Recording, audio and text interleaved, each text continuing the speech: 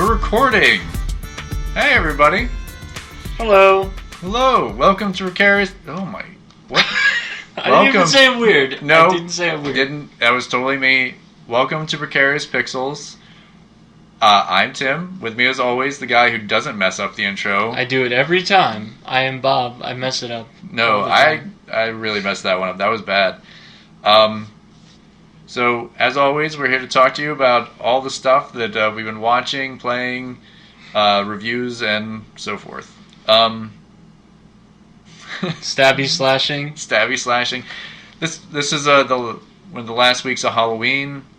Yeah. Or October, rather. It's only a few days left till Halloween when we're recording this. Yeah. So there's already witches outside. It's crazy. Right. Witches? Yeah, they're getting burned. For knowing mathematics. Hey, listen. There were no witches burned at Salem. That's true. They were hung. Oh, were they? Yes, they were. Okay. I should have asked Hubie Halloween. Yes, let's never speak of Hubie Halloween. Just no. Adam Sandler's having fun with his friends. That's all I'm just going to say about that. He's getting paid. That's right. Hey. Somebody's got to take Netflix's money. How disappointing is it that he came off of Uncut Gems and went right to that? That is super disappointing. Because now you've seen it, right? Yes. And I'm just like... Well, I mean, that's not something... It wasn't a Happy Madison production. It was basically two brothers that came to him, right? Are they brothers? Was it brothers, or are they just... I think they're brothers. Oh, yeah. Okay. Or just the same last name. Yeah. But yeah, that's sort of like Cuba Gooding Jr. coming off of, winning the Oscar for Jerry Maguire. Oh, making Snow Dogs? Snow Dogs, yeah. Well, it was Snow Dogs. What was the other one? The cruise one he did. Oh, Boat Trip. Boat Trip. Not to be confused with Euro Trip, which was somewhat funny. Yeah, I like that one. If only for the Matt Damon Scotty Doesn't Know song. Yes, which was so random, but I guess him and the director are friends. Speaking of directors that are friends, question mark? Okay. I have nothing. Directors that are friends? I got nowhere to go with this. Go for it. I don't. Games! Okay. Speaking of games... Wow, you just watched a transition that I thought was like, oh, he's going to talk about like one of the things we have listed here, but that was like, oh no, I don't have an actual transition for this. I just made one up. Let's just go to games that I've played. It's called Making It Work. Yes, and to make it work, you got to put in the time. That's right. So what have you been putting some time into? I finally finished Ghost of Tsushima. Yes. Tsushima. Yeah, sure. I don't know. A samurai game. Yeah. The Jin game. The Jin game? You play as Jin. Oh, was that the guy's name? Jin Sakai. Oh, okay. So... I think I talked about it a little bit when I first started playing. Yes, you did. I remember we talked about it but it's been a few weeks. So it has. So essentially in the game, you are a samurai. Wow. That's horrible. That was really bad. I can't do impressions. But you play a samurai who's... your father was killed in battle, and you were sort of raised by your uncle, who is the leader of the Tsushima Islands. Okay. And he, the island is being invaded by Mongols. Okay, so it's during that area. What is that? The 1500s? It sounds right. Okay. But Khotin Khan, I think, is the main bad guy. Okay. Not Kotal Khan, because he's from Mortal Kombat. Yes, I was like, that doesn't sound. I just called him Khan a lot. Okay, makes sense. And then I yelled it. And I'm sure he's a descendant of Genghis Khan. He definitely is, because he talks about his ancestors. And he is not honorable. Oh, no. And your uncle is very much honorable. Of course. And the first thing that happens is most of your people die. Wow. All right. And you're sort of... You take back the island. Okay, so this might be the first Mongol invasion, then. Maybe. Okay. But Jin... he learns to fight the not-so-samurai way. Okay. Which is more like Assassin's Creed. So the game is a mix between Assassin's Creed and Sekiro. Oh, okay. I would say the combat's amazing. It's probably my favorite samurai combat. Okay. So I had to be careful there. All right. I still like Dark Souls. But it's solid. Like, it's a great experience all around. Very tough battles, some of them. But the choices. All right. Uh-oh. There are choices you can make in this game that have no meaning for the entire, 40 hours of the game. However long it is. It's a long game. Gotcha. Until the very last choice. And it's so distinct that it's stupid. So basically, there's 3 acts to the game. Okay. The first act, the end of it, is you rescue your uncle. Because after the first battle, he gets taken by Khan. Mm-hmm. And then you rescue him. The end of the second act. Right. You guys have all sort of teamed up to have this big fight with Khan. All right. But your uncle is throwing his soldiers to their deaths. Because Khan has, like, all these weapons. Okay. And all this other stuff that you guys don't have. And he's just sending wave after wave. So Jin decides to fight dirty. Okay. With poison. So he sneaks in, he poisons the food. Okay. Or, I think it's the drink. It's some sort of milk they have. And it just makes them vomit up blood. Like, they're dead. They're super dead. And it's an awful way to go. Right. And your uncle's like, that's not honorable at all. Arrest him. Ooh. And then so you sneak out, you end up in another area. They kill... Listen. Let's talk about how it's like 30 hours into this game, and they kill my horse. I cared so much about the death of my horse. That's dirty. Game. It was rough. And it's your uncle's men that kill it. And you can't kill them. Like, you can't go back and get your vengeance on them. Oh. I'd love to. I sided with the cons from 30 hours in. You're like, they killed my horse. I'm going to kill them. All of them. It's brutal, because, like, so you make your way north in the island. That's sort of the progress of the story as well. Like, you keep going upwards on the island itself. Okay. When you get to the third act, it's a mix of snow and, like, burned down areas that the Khan or the Mongols have, like, destroyed. Oh, okay.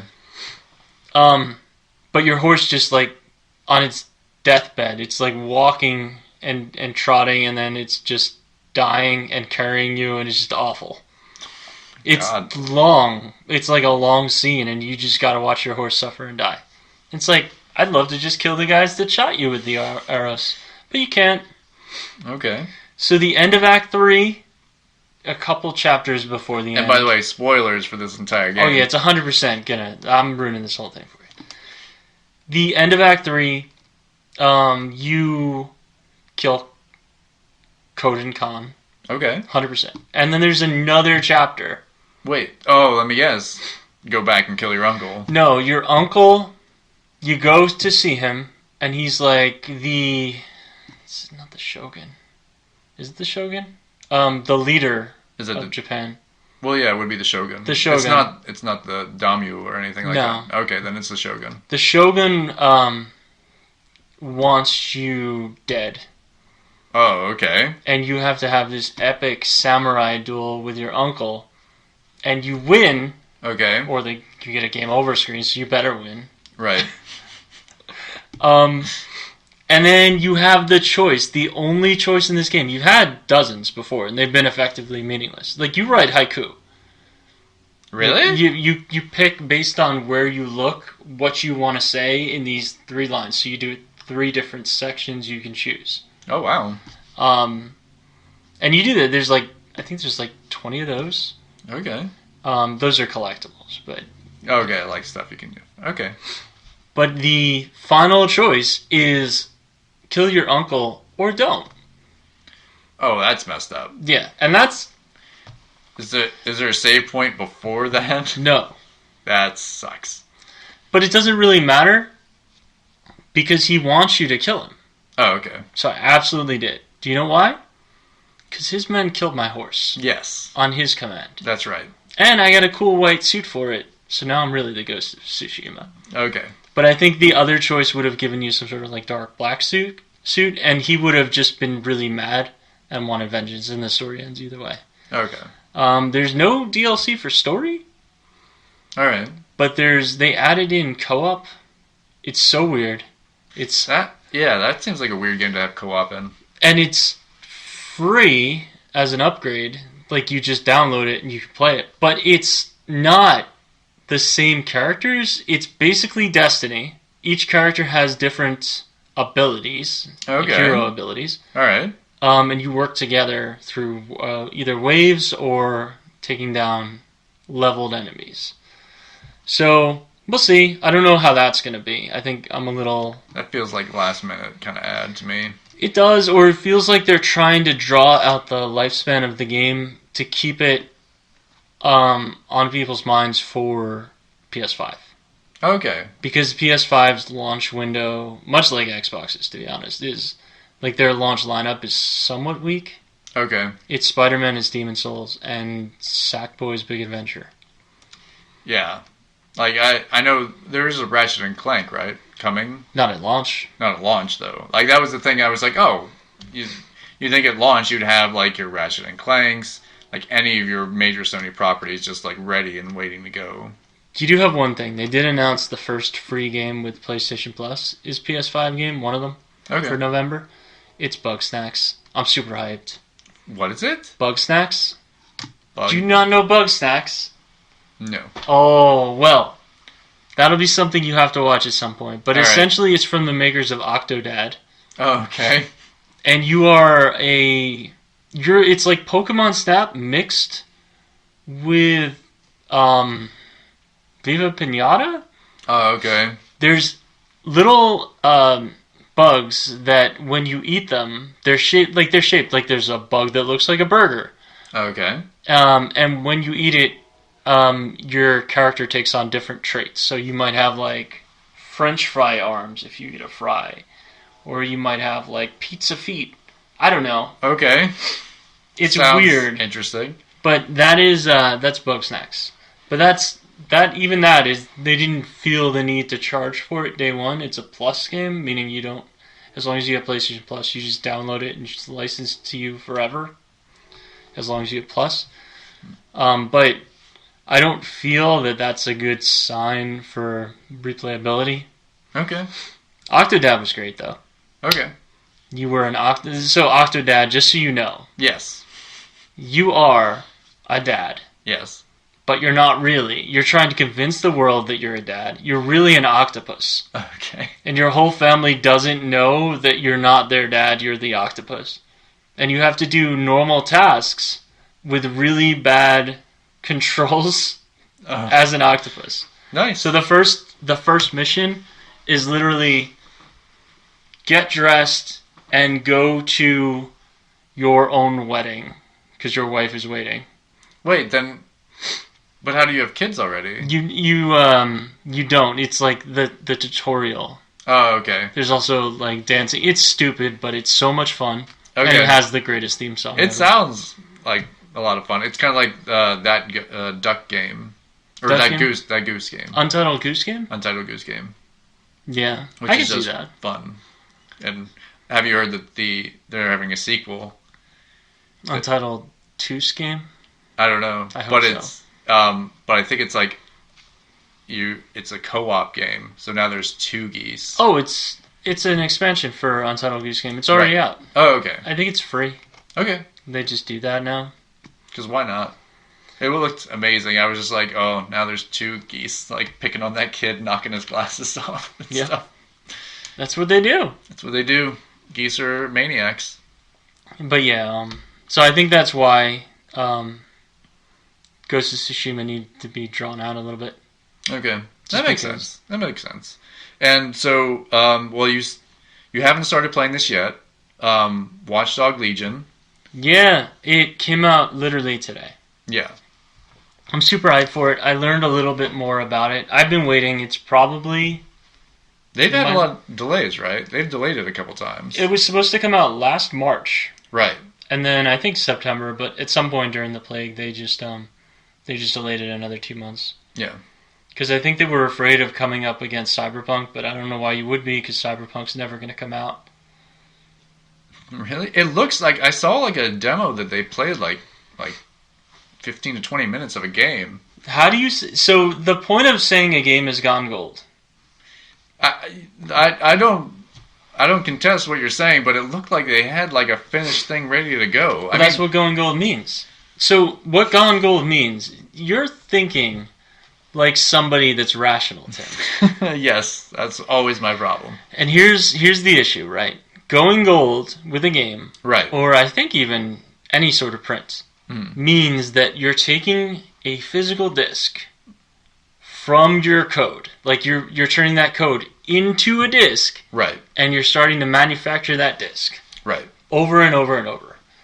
And yes, Cyberpunk has done that. And yes, it was coming out November 19th. Right. Now, here's the part that's going to blow your mind. That disc is meaningless right now because they haven't done the day one patch. Right. And that patch won't be ready in 3 weeks. That's the part that's crazy to me. And the reason it won't be ready in 3 weeks is because, man, they got a lot of bad press recently.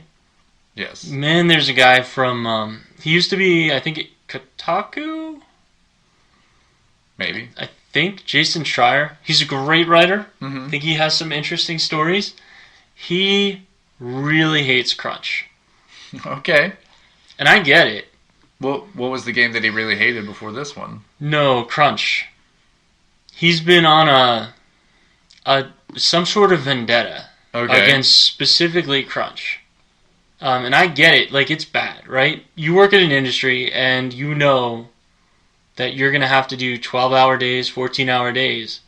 And that's tough. Yeah. Especially if you got a family. Oh, you mean like he doesn't like the crunch time kind of like the... Okay. He writes article after article. And now we live in a world where not as many people are traveling for work. Right. And a lot of people aren't at work. Like, they're not working right now at all. So there's more people looking at these crunch articles. And then they're going to Twitter. And they're going to Facebook. Mm-hmm. And do you know what they do? They write angry messages to developers. Right. So, let me tell you something. Mm-hmm. If I'm working on a game for 16 hours a day. Right. And I go home and I look at my Facebook feed, and it's a death threat because I'm working 16 hours a day, and how dare this company do this to me? Right. Or B, a death threat because my game has been delayed. Right. It's not good either way. Right. But guess what? I could just quit. I could just do that, right? So, like, they're not locked into it. It's awful. Yeah, but then, like, that's, like, you can't, I don't know, saying you can just quit, I hear that all the time. It's like, oh, why don't you just quit? It's like, well, I need to have another job. And I might not, it might be, depending on how, I don't know how development goes, sometimes maybe jumping from one thing onto another thing isn't, like, immediately, like, a lateral thing. Projects have to, like, start development again. It's craziness. That is craziness. But he's been specifically article after article about the crunch. Right. So that caused CD Projekt Red to overreact the other way. So now this game that would have come out November 19th, and it's awful that they delayed it after they printed it, now they can wait 3 more weeks and make those guys work maybe 12-hour days instead of 16-hour days. Okay. Which is awful. Still bad. And maybe it's 8-hour days. You know, maybe they're just going to have a vacation for 2 weeks. Yeah. Probably not the best idea. No. But no, what I'm saying, like, when they could just quit is that he's claiming that they've been doing this for over a year. Right. Crunch. You'd be dead. You'd think that, but then I've heard stories of the Red Dead developers. Rockstar. Yeah. And I've heard some of their stories of, like, working on games, especially, like, Red Dead is just, like, super intense. It's so, like the pay is not great, but it's, like, if you have a Rockstar development cred, you can shop that somewhere else. So they might do, like, long crunch days. And some people, I've heard other people that, like, beyond 12 to 16 hours, like, really go and, like, sleeping maybe 3, getting up, starting again. Like, it can get kind of crazy. I don't agree with it. I don't either. I also don't think you announce a game's date until you're ready to announce the date. Exactly. And that's on Warner Brothers more than anybody else, because I feel like they're the ones that were pushing for that. And I think that also has to go with how they think, I guess, maybe games are developed. Like, they're on that movie track where they can be like, we can throw a bunch of writers and do reshoots and this kind of stuff. It's not the same as with game develop. You're really kind of redesigning and building new things and code and all that stuff. And one problem down the line can create huge problems in like that feed. It's not like, oh, this scene in that movie didn't work. Well, we can retool that a little bit, or ADR something, or this, or they can put in like some more effects, and that's a little bit quicker than redesigning a game open world structure. That's I'm fair. sure. I don't think it, and the movie industry doesn't, I think, kind of suffers because of it. We get on this train, and maybe we're not getting the best movies because the script people don't have as long, the effects people don't have as long.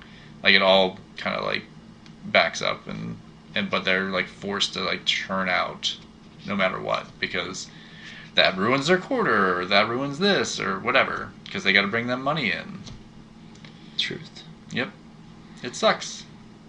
But that's why Cyberpunk's been delayed, in my opinion.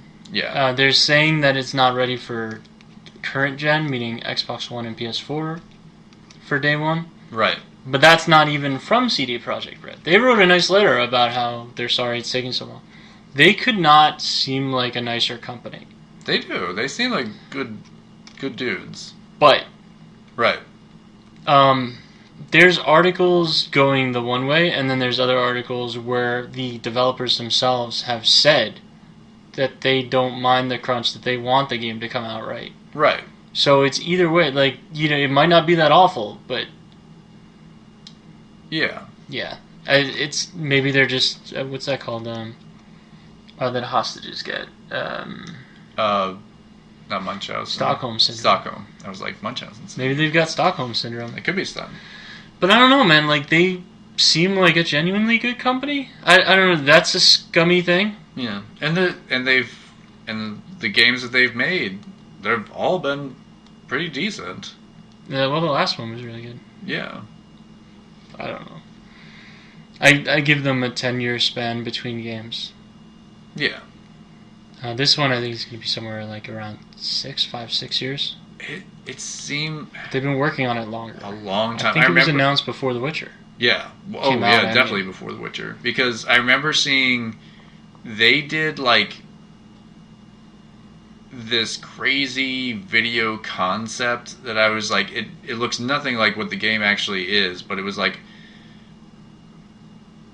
a cinematic trailer for something that ended up not being what the game is. Though it just kind of was like, oh wow, okay.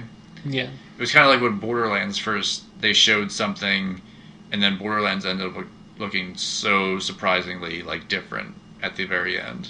Like, I remember the first thing in Borderlands, it was like didn't look as like the characters weren't as cartoony and stuff like that. It was very more realistic looking, and then they kind of just turned around. And I think that was not so much that this was cartoony or whatever, but the stuff they were showing was just like, it was showing like stuff that you would like put with Cyberpunk, but I don't think they had fully developed like characters or story or whatever they were going to do with it.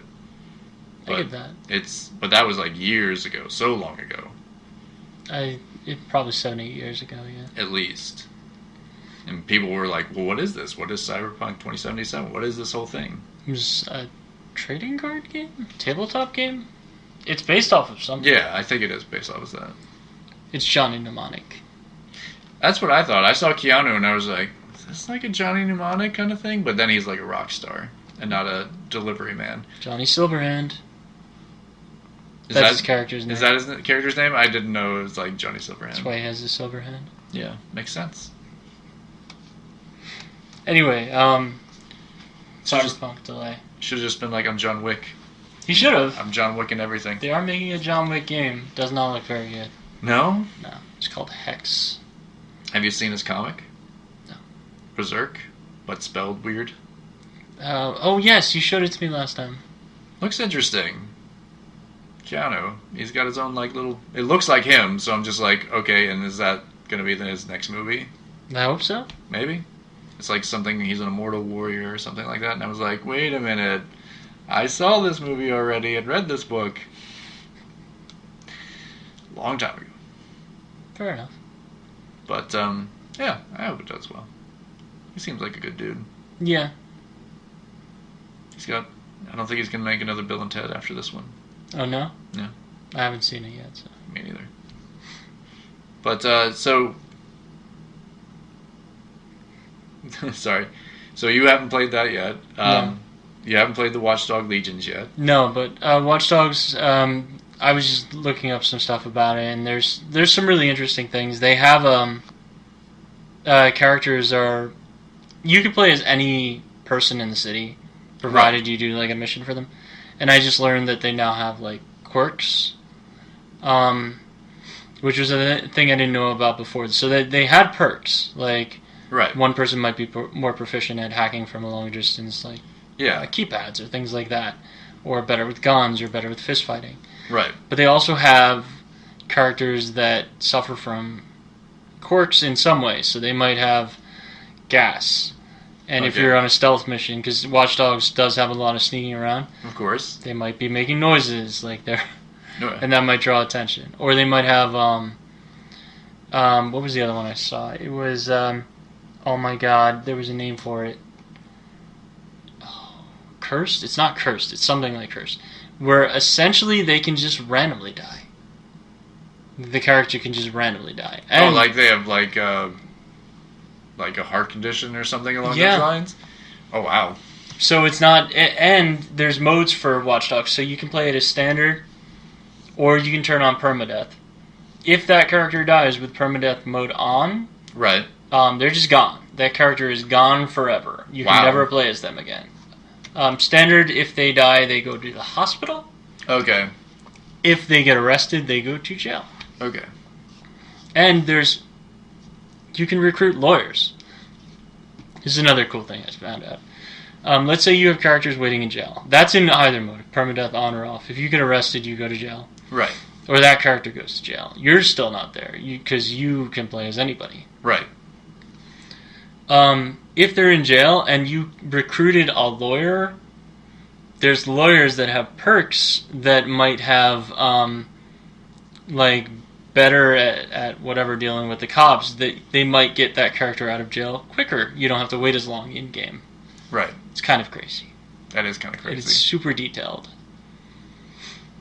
And that's so like the one I was reading about. There's a guy who's dead set against DedSec, which is the group you work for, the anti anti-government kind of sort of. They're anti this particular government. Okay. And you, like, this guy doesn't like you, but you follow him around, like, so you scan them in your phone, and they show up, and you can follow them if you want to, and they have schedules, you can download that so you can see where they're going to be at a certain point. Right. One of the things I read is this guy, he followed the guy where he met his sister, who didn't hate DedSec so much. So he did a mission for the sister. Okay. Recruited her, and that caused him to want to join. Before he got back to him, right, he brought her, the sister, on a mission. Right. Accidentally got her killed. The guy wanted nothing to do with them anymore. So it's sort of like I don't know how to explain it. I think what I read is probably the best way to do it. They compared it to the Nemesis system in the Shadow of Mordor and Shadow of War games. Oh, okay. Where if you get killed by an orc, they remember that and they come back and. But this seems more detailed. Right. Than that. So I'm very excited to see what that brings. Okay. We'll know next week. Yeah. Tune in. So next week we'll talk about that and everything else going on. But you have been playing a new game which I've also been like really excited about. It looks amazing. I've always liked this company's art style. They always kind of do something new and interesting with it. You've been playing Hades. I have. Which looks like a lot of fun. It is. You play as the son of Hades, Right. whose name I don't remember. Oh, it's I think it starts with E. Is that possible? It could be.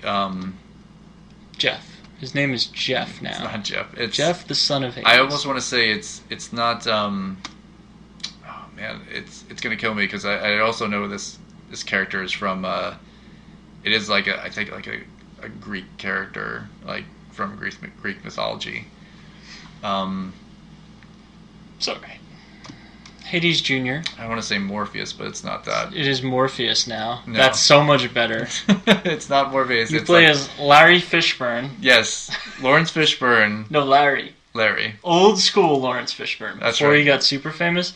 I'm talking Nightmare on Elm Street 2 or 3. Which one was the one where they're in the asylum? Because that's the one with Larry Fishburne. I think that's 3, but I don't know for sure. It had the main girl in it, I think, from the original. I was gonna say, was that when he was on the police force in, what was that Arnold Schwarzenegger movie where he's like a Russian police officer? Red Heat? Red Heat. With Jim Belushi. With Jim Belushi, yeah. Was his like partner or whatever. The best partner. Yeah. But, so you play as the son of Hades, and your goal is to get out of Hell or Hades in this particular scenario? Yeah, you're basically trying to get out of But Hell. not out of your father. Out of Hades. Yes, not out of... Because, well, the area would also be called Hades. Right. Right? It's like it is Hell, Hades. Hades is also the name of the god who runs Hell, basically. And to do that, you have to fight your way out. And Right. every time your character dies, you just wake back up at the River Styx. Yes. Hey, I knew that River piece Styx. of mythology. Right. And you can sort of upgrade slightly, but it is a roguelike. So if you die, you're permanently dead. Everything is recreated in the world. Like, it's all generated again, so everything's different. Right. But you can get certain perks, and you can bank some of your money. Right, and I think you can keep certain gears, or some gear and abilities, right? You can unlock gear, Right. but you have to bring back enough keys or whatever to get them. Right. And then the abilities you unlock, but you can only pick one at a time, I think. But there's probably a perk to get more than one as you play through further. But it's really solid. The action's fun. It's funny writing, which is sort of their staple. Right, and also like the art style, just on that super colorful. Like when you think of like Hades, it's a very like the imagery that usually associated is like a very demonish hell kind of thing, but this is kind of like a more fun. I want to say not really anime, but like it has kind of like bright colors, that kind of stuff. Yeah. Yeah. And the combat's fun. Yeah, if you liked Transistor or Bastion or any of those games that they've made in the past, it's definitely worth checking out. Or even Dead Cells, which isn't them, but It isn't them, but it's similar in terms of style. It's Right. just that one's 2D. right. But this looks like a lot of fun. You can call down like bolts of lightning from Zeus and like that kind of stuff, and Yeah, you start with a gift each time from a different god. right. So you might get Zeus's one time, or I don't know. Hermes or Mercury or Hermes, I forget what it is. But Yeah, and they change. And then you as you make your way through, sometimes you can unlock new perks. Mhm. Sometimes you have like a roll that does more damage, or your arrows that you shoot spark fire around them. Right. But yeah, it's cool. It's a lot of fun. I'm probably gonna slow it down for a bit because Watch Dogs, but Right. I will finish it at some point. Yeah. And, Maybe. and most of the reviews and stuff have been really positive for it. Oh yeah, So I'm sure it'll, if they maybe even add on more stuff to it, or oh they almost definitely will. yeah. So now that we've talked about that, something that you've been wanting to talk to me about for a while, An Honest Thief. Yes. Which I have not really heard too much about, but I went to see An Honest Thief in theaters, and before I go further into it, my little fun for this is going to be to see if Tim can guess what it is based off of two things. okay. 1, it's called An Honest Thief. All right. 2, it's got Liam Neeson in it. Okay. All right. What do you think this movie is? All right. Liam Neeson is a retired, thief or whatever. Like, he's a retired thief that befriends, let's say, a young woman, and something happens to her, and he has to go on a, almost like a quest to get her kind of thing. Like it's like she's locked up somewhere or something like that, and it's going to take an honest thief to break her out. That is my guess of what the movie is. You had it at the beginning. Oh, okay. Okay, so here's what An Honest Thief is. Okay. Liam Neeson. Yep. Plays a guy who's been robbing banks for like 10 years. Okay. And then he meets a woman. Okay. When he moves into a new town at a storage shed company. All right. She's now, I don't think she's much younger. She's probably late 40s, maybe early 50s. Not super huge age difference. It's not like a Tom Cruise thing. Okay. Tom Cruise thing. Yeah, the girls in his movies are always like 25. That is true. That does happen a lot. So he meets her, and then he's like, man, I really like her.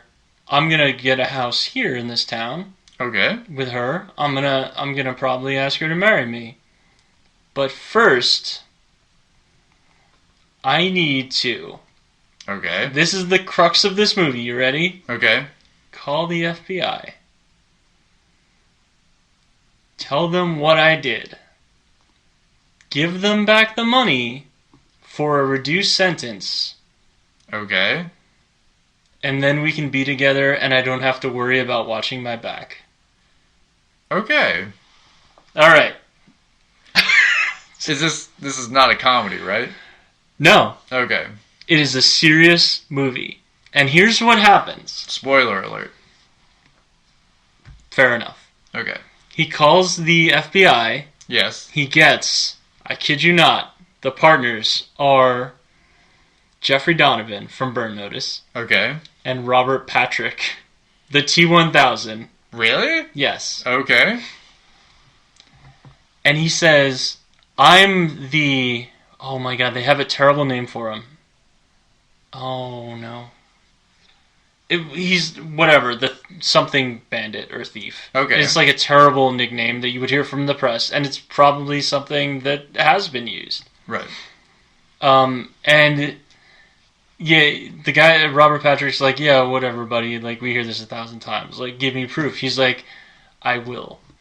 Okay. Meet me at this hotel, and I will turn myself in. Okay. And Robert Patrick's like, that's stupid. Right.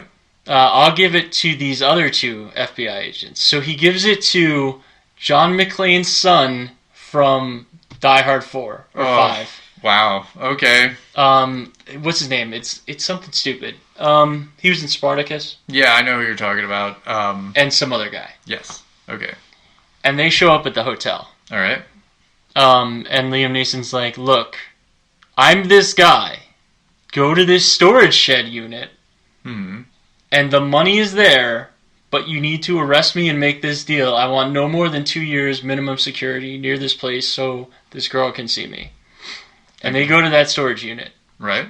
And they're like, yup, there's millions of dollars. Let's take it. The FBI agents take it. $3 million out of the 10 or 7 or whatever it is. Okay. And then they go back to the hotel.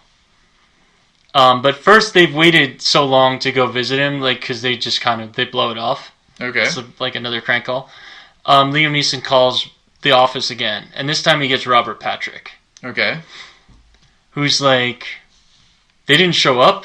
Whatever, fine. And he goes to the hotel. Okay. So they're there, and they are going to kill Liam Neeson. And Robert Patrick knocks on the door, and they kill him. And they frame Liam Neeson, the honest thief. Wow. And they are going to try and kill him. And he's like, nah, dog. And then he Liam Neeson's his way through the movie. Oh, because of course the Liam Neeson's his way. Because, you know, they're trying to take me. But that's all in the trailer. Wait, does he tape broken bottles onto his fingers like in The Grey? And he's like, I learned this from a wolf. And he like punches them and then bites them. He doesn't. Boo. He does not kill anybody in the entire movie. Really? Nobody. He does bomb a house. Wow. Because as you'll learn, he used to be in the army as a demolitions expert. He used to defuse bombs, not make them, says Liam Neeson, and then he makes them. And then he makes them to, of course, break into safes and stuff. Yes. Okay. Makes sense. But that is an honest thief. Does this end well for him? Does he end up with this woman? Yeah. Good. And I think he ends up going to jail. Okay. But not before he gets the one cop gets killed by his partner, and John McClane's son goes to jail. Wow. Sounds good. I mean, Liam Neeson, man, he's still, you know, busting heads. It's a pretty solid movie.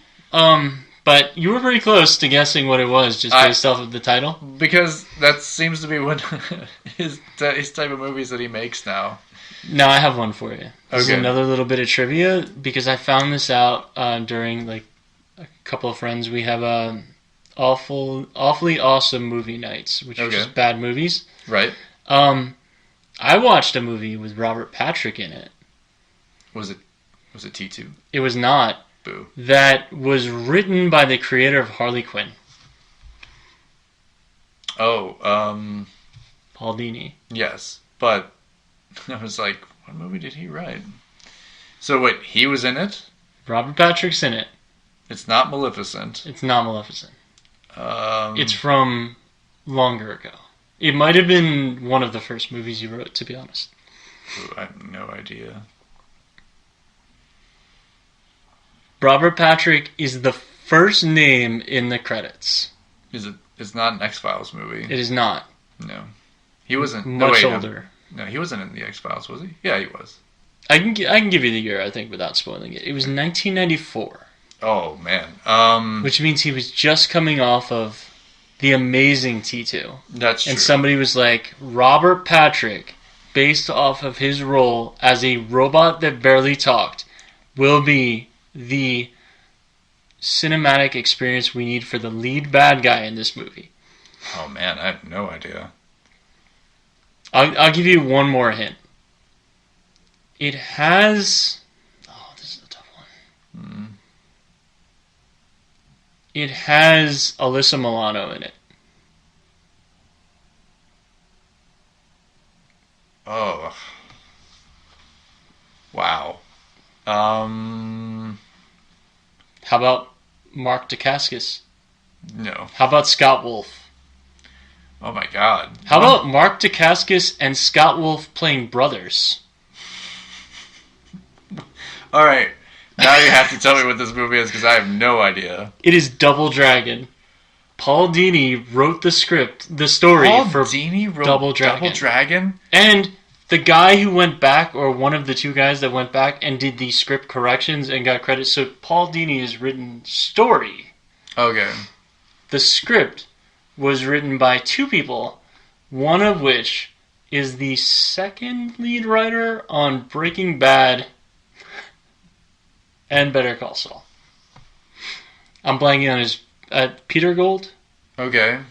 That sounds familiar, yeah. Double Dragon. Wow. One of the worst movies ever made. Yes. In fact, there's another podcast about that. Yeah. Like, how did this movie get made? I have no... Like, Double Dragon How does it make you feel? So bad. So bad. But you know what? Sometimes... like, the original writer on Green Lantern was Greg Berlanti. And they threw out, I think, pretty much all of what he had written and made a bad movie.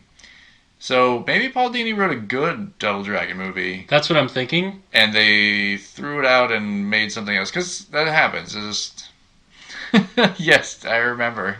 I remember that Arsenio top. Oh man. It was Oh rough. man. It's if you want to just know what we're talking about, just go look up pictures for the Double Dragon movie. It is ridiculous. Even Alyssa Milano, yes, with her weird jean leggings thing. There's so many bad things in that movie. So many bad things. It's rough. It is hard to even like look at photographs from. Can we talk about? I don't know what rating this movie was. I'm sure it was PG. It was PG-13, but I don't know why. Did they swear? They do a little bit. I guess the fighting in it. I mean that guy. There's some lines. No, I don't know why they put these lines in it. Okay. And I can't repeat them here because it's family friendly. But I don't know why they put some of the lines. Okay. Which I'll have to tell you about the one when we get off air. Okay, but they're all ridiculous. It is all awful. Yeah, they have a giant mushroom monster man. A Bobo gets like super strength serumed. He looks almost like one of the Goombas.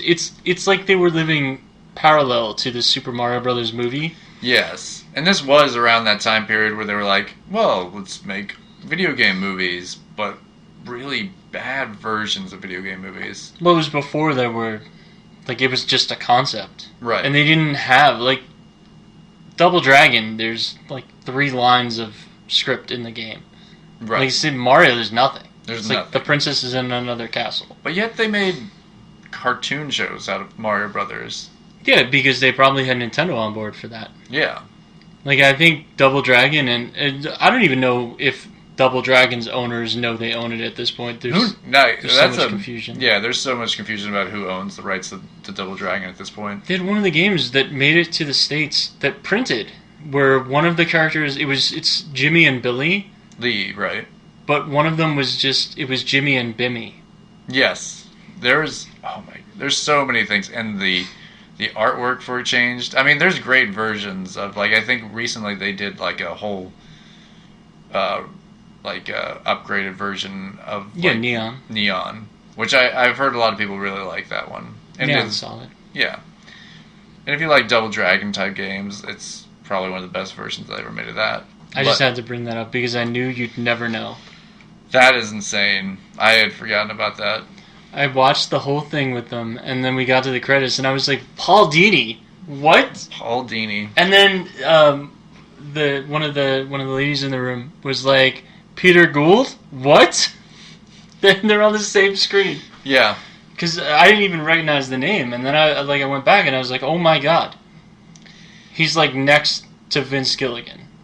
Can you imagine having that? And then I'll have to bring it to you so you can watch it. Right. There's an 1 and 7 minute making of Double Dragon, where this guy is talking about how great Double Dragon is, and over his left shoulder is all of the fan art that people have made for him of Better Call Saul characters, and he's talking about Double Dragon. Wow. How long ago was that? It had to be recent. Oof. Because Better Call Saul is, 5 years old maybe? Yeah, not even.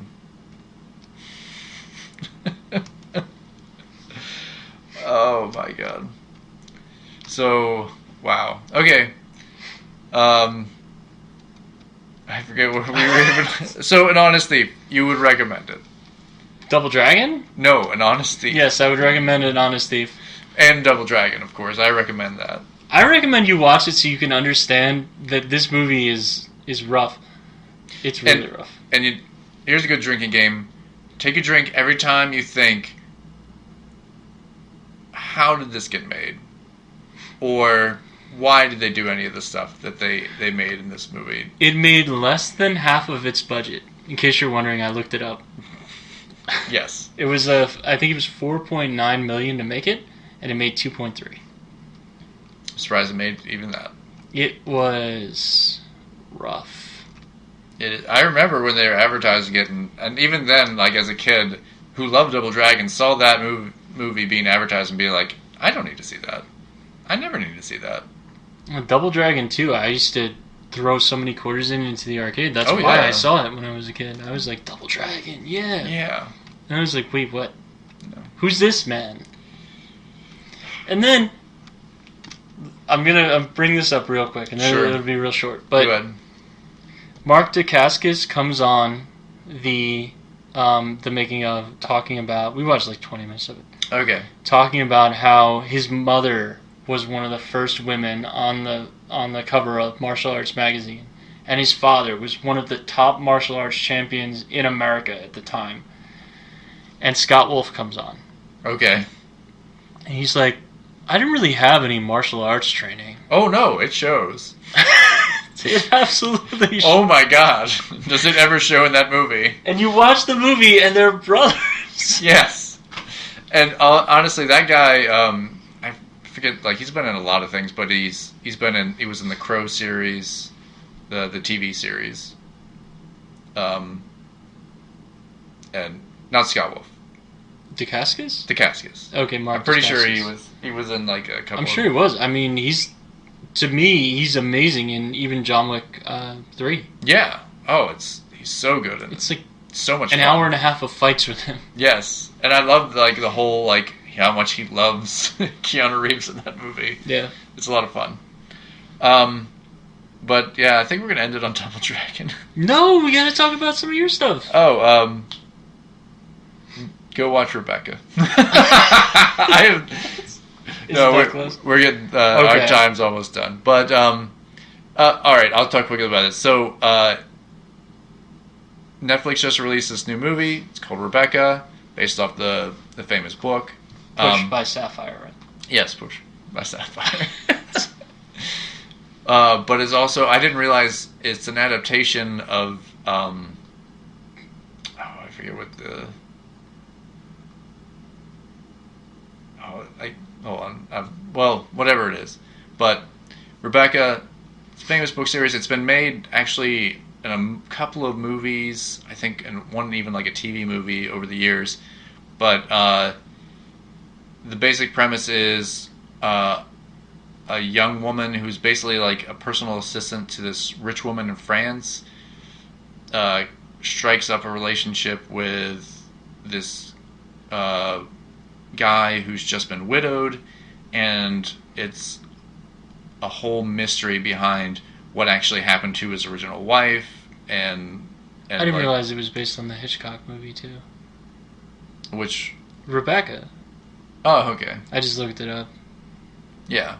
It's Daphne du Maurier. Yes. The writer. But the original book was, I forget what it was based off of, like another famous book too, which I thought was funny that it's a book adaptation of another book from like years before. I don't know, but whatever. The basic thing is, it's shot amazingly well. It's a huge budgeted movie. The stars in it are really good. The acting is really good. The cinematography is amazing. I have to say, like, I'm pretty sure they shot the parts that were in France. They shoot them in that area of France, and it looks absolutely beautiful. When they go home to England or whatever, like it looks like they're in like a palace. I'm pretty sure they shot in like, I'm sure, one of the Queen's palaces that she just rents out to movies. But all the acting is amazing. It's definitely worth checking out.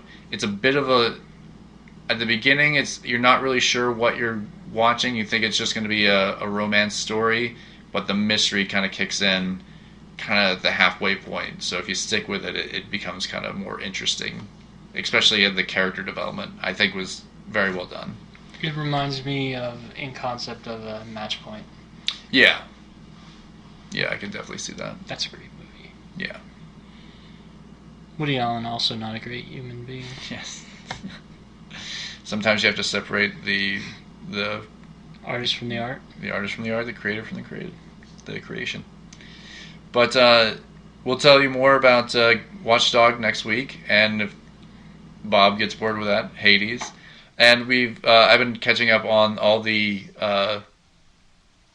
Prime Video movies. There's some good ones in there, and I've been watching a little bit of Utopia. Maybe I'll have a few more episodes under my belt if I can stomach it, and we'll give you a little bit more about that. Yeah, it can't be easy right now. It's not an easy thing to watch right now. It's a little too close to what's going on. That's why I like characters in pig masks fighting drones in London. Yes. Makes perfect sense. All right, but we'll see you guys next week. I'm almost, well, I'm not almost finished with my Inktober stuff, but I'm getting there. So if you want to check some of that out, you can find me on the Instagrams at Tim Martinek. Nice. You can find Bob at... I'm at Bob J. Martin, Marton on Instagram, and I'm on Twitter at Martin_Bob. Okay. And you can find us on Spreaker, Stitcher, iTunes, YouTube. I think that's pretty much all our stuff. We might be making some changes where we add in a few more podcast areas. We might be getting up on some of the Google podcasting app as well. We'll let you know. All right? Sorry, that was really bad outro. All right, so we'll see you next week, guys. Bye. Bye, everyone. Bye. To do a little redesigning with us, you can find Bob at Martin, MARTON_BOB, on Twitter, and you can find me on Instagram at Tim Martinek, all one word, TIMMARTINEC. And you can join in us, have some fun, do your redesigns for this week's redesign. It's a lot of fun for us to do this, but we like to see fresh ideas and fresh artists like doing what they do as well. You can also hashtag it Precarious Pixels and we'll find it as well.